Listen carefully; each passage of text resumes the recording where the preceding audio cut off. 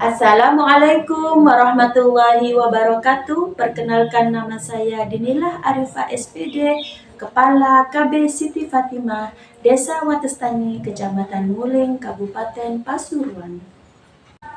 Dalam kesempatan ini, kami akan melakukan praktek baik yang berjudul memotivasi guru dalam menumbuhkan spiritual quotient dan karakter anak dengan metode bercerita di KB Siti Fatimah. Karena metode bercerita menempati posisi pertama untuk mengubah etika anak-anak sejak mereka masih dalam usia mana cerita yang disampaikan mengandung nilai-nilai agama dan budi pekerti. Selain menumbuhkan spiritual quotient dan karakter anak, metode bercerita juga dapat memberikan pengetahuan kepada anak tentang budaya yang ada di daerah mereka, seperti Desa Watestani, Kecamatan Muling. Sekolah kami bernama KB Siti Fatimah, terletak di Dusun Tanjung, Desa Watestani, Kecamatan Muling, Kabupaten Pasuruan. Dari jalan raya kecamatan, jarak tempuhnya sekitar 3 km.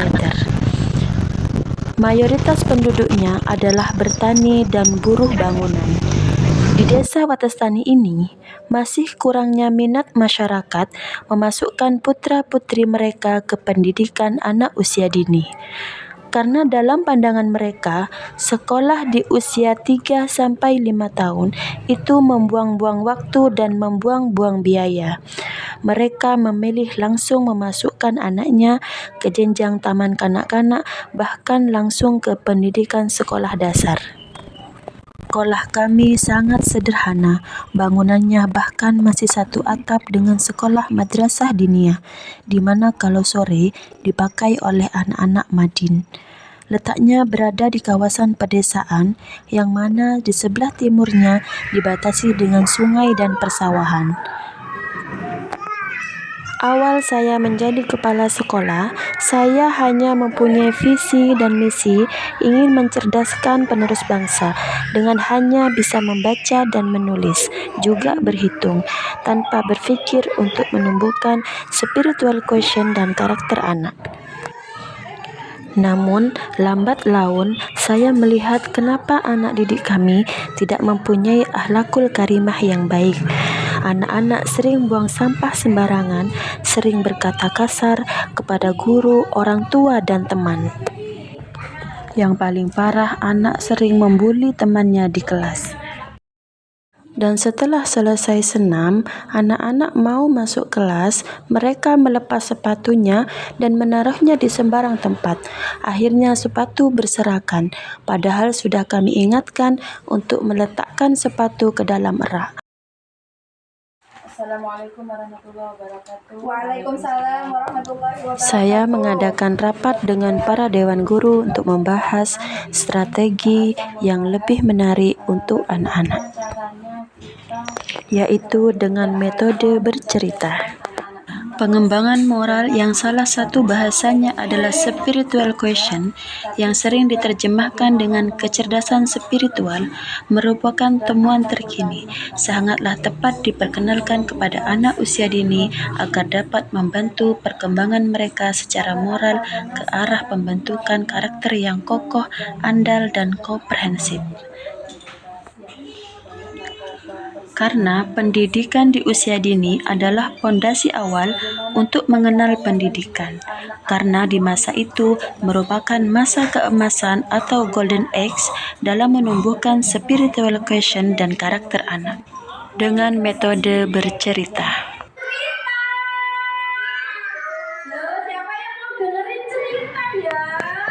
Ketika menyampaikan sebuah cerita, cerita harus sesuai dengan usia anak didik KB Siti Fatimah, dengan kisah yang sederhana yang sering terjadi di lingkungan anak-anak, tentunya yang mengandung nilai-nilai agama dan budi pekerti. Bahasanya sangat mudah difahami oleh anak, sehingga tanpa sadar anak akan terbawa ke dalam suasana cerita dan bermain dengan imajinasinya.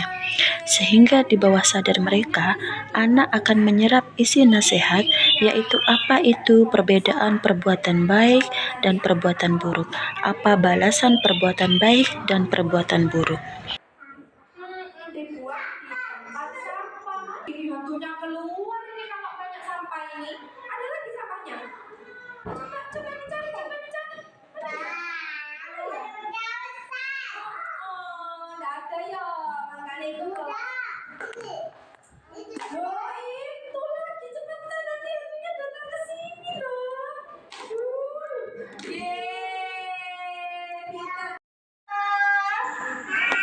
Sejak guru kami melakukan strategi dengan metode bercerita, anak-anak didik kami sangat antusias mendengarkan.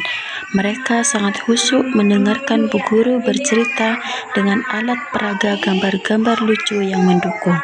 Padahal sebelumnya mereka berlarian di kelas, tidak memperhatikan bu guru yang saat itu masih menggunakan metode berceramah.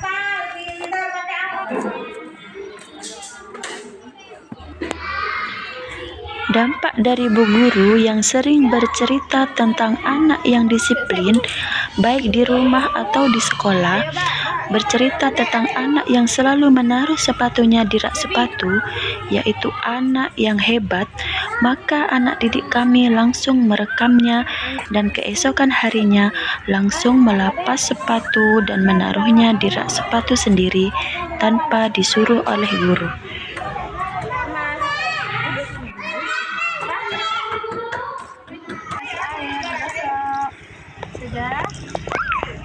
Bukan hanya itu, karena bu guru sering bercerita kuman yang masuk ke dalam tubuh gara-gara makan tidak cuci tangan terlebih dahulu, maka anak-anak akan mengingatnya dan langsung cuci tangan sebelum makan dan setelah makan. Karena bu guru selalu bercerita anak yang selalu bersabar menunggu antrian, itu adalah anak yang disayang oleh Allah.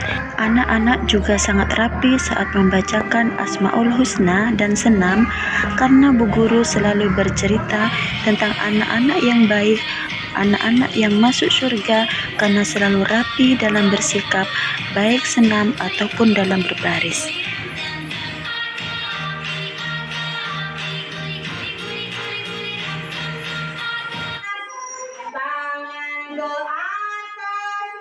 Anak-anak sangat khusyuk membaca doa dan duduk dengan rapi.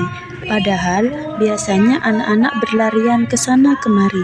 Itu karena bu guru selalu bercerita anak yang masuk surga dan jadi anak yang hebat karena selalu khusyuk dalam berdoa kepada Allah Subhanahu wa Ta'ala. Harapan dari praktek baik ini adalah menumbuhkan spiritual quotient dan karakter anak sejak dini, sehingga kami dapat mencetak kader penerus bangsa yang bermartabat.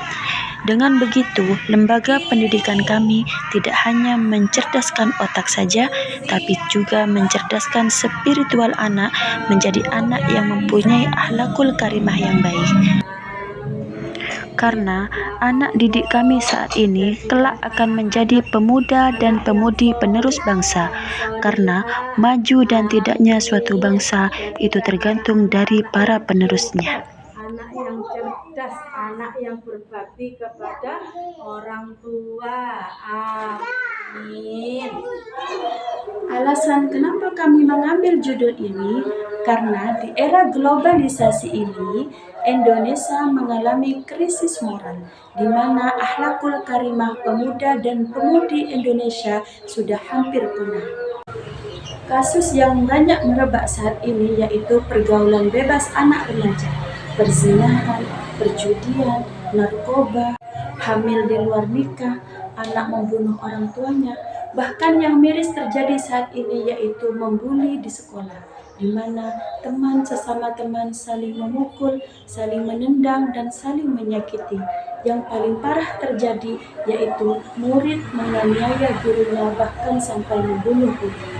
Hal itulah yang menjadi cambukan bagi kita seorang pendidik dan tenaga kependidikan untuk menumbuhkan spiritual quotient dan karakter anak sejak mereka masih dini.